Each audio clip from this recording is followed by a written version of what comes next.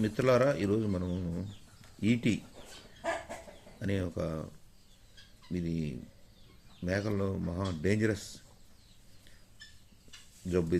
ఇది వస్తే మీకు 99% 90% చనిపోతాయి, కానీ బతికేదానికి ఛాన్సెస్ చాలా తక్కువ ఉంటాయి. దీనికి ఏం ట్రీట్మెంట్ ఉండదు. మనం దీన్ని కాపాడుకోవాలంటే వ్యాక్సినే ఉంటుంది. వ్యాక్సిన్ మనం ముందు వేసుకోవాలి.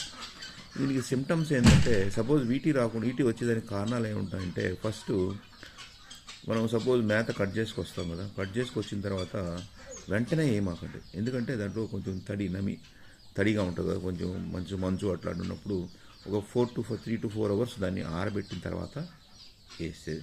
నెంబర్ 2 ఏంటంటే, వర్షం పడినప్పుడు గ్రేజింగ్ పోతాయి కదా, వర్షం పోయినప్పుడు వర్షంకి మట్టి ఆకుల మీద గడ్డి మీద పడుతుంటాయి కదా, అవి తిన్నప్పుడు కానీ ఇట్లా ఈటీ వచ్చేదానికి ఛాన్సెస్ ఎక్కువగా ఉంటాయి. దీని సిమ్టమ్స్ ఏంటంటే, అది సుస్తుగా అయిపోద్ది. అంటే సైలెంట్గా ఒక మూల చూడడం, దాన్ని తినడం మానేస్తుంది. నెంబర్ 2 డయేరియా, షూటింగ్ డయేరియా అంటారు. షూటింగ్ డయేరియా అంటే అది యాక్చువల్గా మనకి గోబర్ వేసినప్పుడు షూటింగ్ టైప్లో డయేరియా ఉంటుంది, దాన్ని ప్యాడ్ వేసినప్పుడు. నెంబర్ 2 దానికి సాఫ్ట్ కిడ్నీస్ అయిపోతాయి. ఇది మనకు కనపడదు, లోపల ఏంటంటే ఈ డిసీజ్ వచ్చిన తర్వాత కిడ్నీస్ ఉండే కదా సాఫ్ట్ అయిపోతాయి ఇంటర్నల్గా, అర్థమైందా. ఇది ఆ రీజన్ వల్ల డెత్ అయిపోయేదానికి ఛాన్సెస్ ఉంటుంది. తర్వాత ఫ్లూయిడ్ ఏర్పడిపోద్ది లంగ్స్లో. ఫ్లూయిడ్ అంటే వాటర్ లాగా వాటర్ టైపు లిక్విడ్ ఫ్లూయిడ్ లంగ్స్లో, దానికి హార్ట్లో ఏర్పడేదానికి ఛాన్స్ ఉంటుంది. తర్వాత ఇంటర్నల్ హెమరేజ్ అంటే ఏంటంటే, ఇంటర్నల్ ఆర్గాన్స్ ఇంటర్నల్లీ డ్యామేజ్ అయ్యేదానికి ఛాన్స్ ఉంటాయి. అది మనకి రిటర్న్ చేసినప్పుడు దాంట్లో బ్లడ్ కానీ మాంసం కానీ మనకి కనపడేదానికి ఛాన్సెస్ ఉంటాయి. ఈటీకి ఇదంతా సిమ్టమ్. వచ్చిందని మనం ఫైండ్ చేసుకోగలం, కానీ వచ్చిన తర్వాత నువ్వు సేవ్ చేసుకోవాలంటే 90% చాలా కష్టం, అర్థమైందా.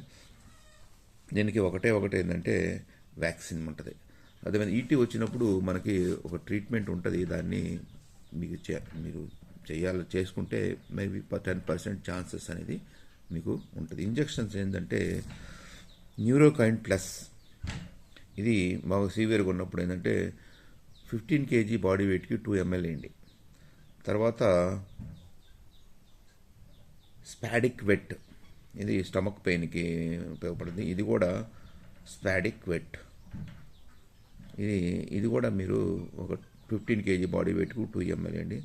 తర్వాత ఎన్రోఫ్లాక్సిన్ 10 kg బాడీ వెయిట్కి 1 ml వేయండి.